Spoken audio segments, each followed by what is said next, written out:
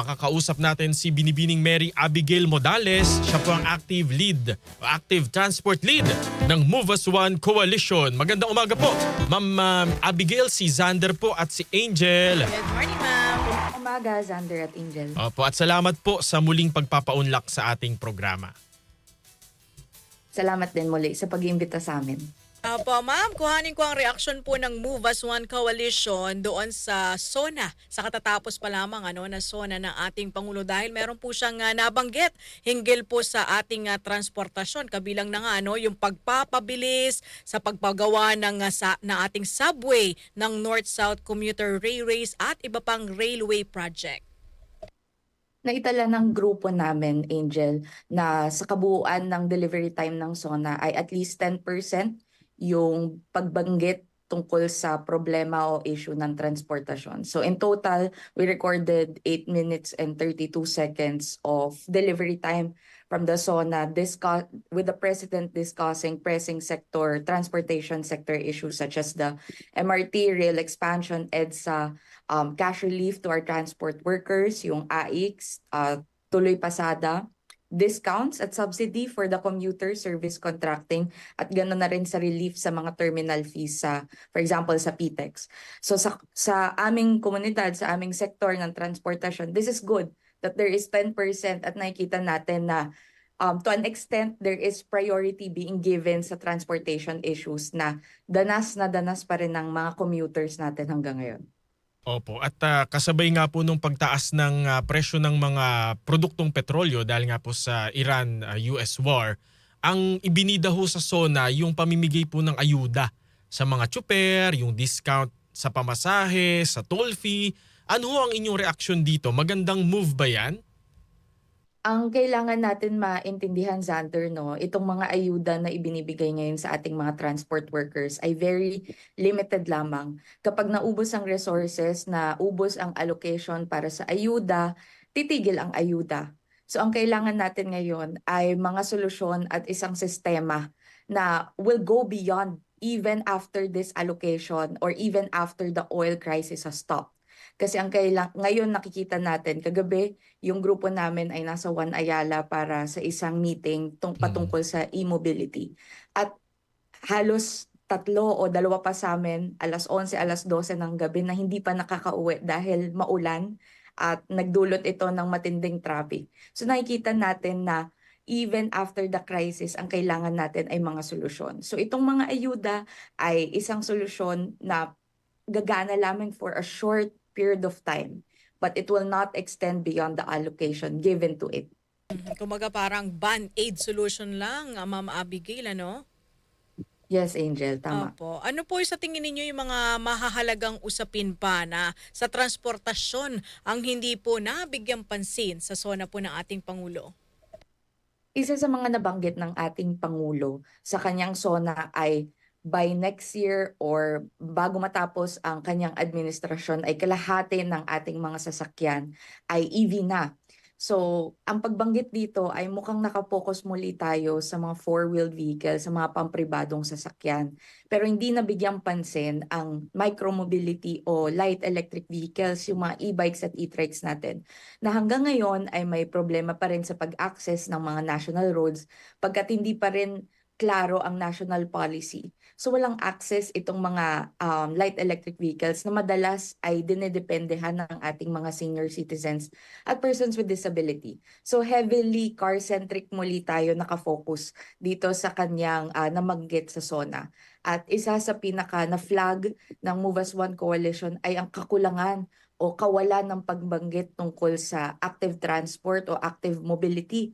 Hindi nabanggit kung paano natin ipa-priority o ipa-prioritize ang mga ligtas at mas malawak na sidewalk at maligtas at mas malawak at may physical segregation na bike lanes.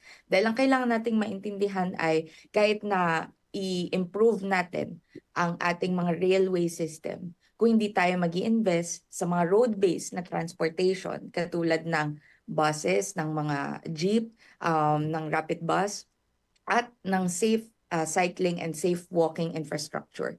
patuloy pa rin tayo makakaranas ng matinding trapiko dahil isang parte lamang ng transportasyon ang binibigyan natin ng pansin at binibigyan natin ng budget.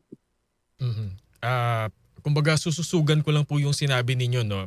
Verbatim ang sabi ng Pangulo, ang mga nag-modernize ng mga sasakyan, lalo na ang mga lumipat sa mga hybrid at EV ay hindi nakaramdam ng kirot ng pagtaas ng presyo ng produktong petrolyo. Ibig sabihin, yung mga private private individuals na bumili ng sarili nilang electric vehicle at hindi naman for public transport.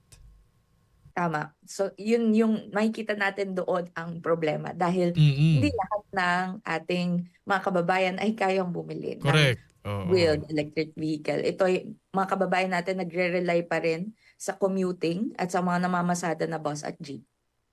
Correct. Oo. Mhm. Kung bibigyan po kayo ng pagkakataon, Ma'am Abigail, na magrekomenda pa ng isang agarang pulisiya sa atin pong Pangulo para po sa transport sector, ano po kaya yon? Sa ngayon, ang nakikita namin, may mga magaganda naman ng pulisiya na inilatag base at nabanggit sa SONA. Pero ang isa pa talagang kulang ay kung tayo ay magta-transition at mag-shift sa e-mobility, sa pagiging EV dependent para hindi na tayo masyadong naapektuhan ng pagtaas, pagbaba ng petrolyo, kailangan lahat sabay-sabay. So pulisiya pagdating sa light electric vehicles at sa micro mobility para lahat sabay-sabay tayo na uusad. Gumagamit naman na ating mga kababayan eh. Meron naman na silang nabiling mga e-bike at mga e-trike. Ang problema hindi nila magamit sa mga national roads natin. Hindi nila ito ma-utilize dahil hindi klaro ang polisiya. Just that, yung basic pa lamang na access to our roads ay maibigay sa atin ng administrasyong ito.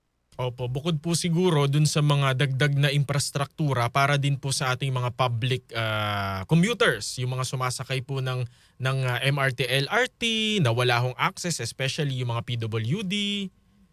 Yes. At makikita natin yan pagdating ang kasunod dahil ang laging kasunod ng SONA ay ang pagbaba ng National Expenditure Program.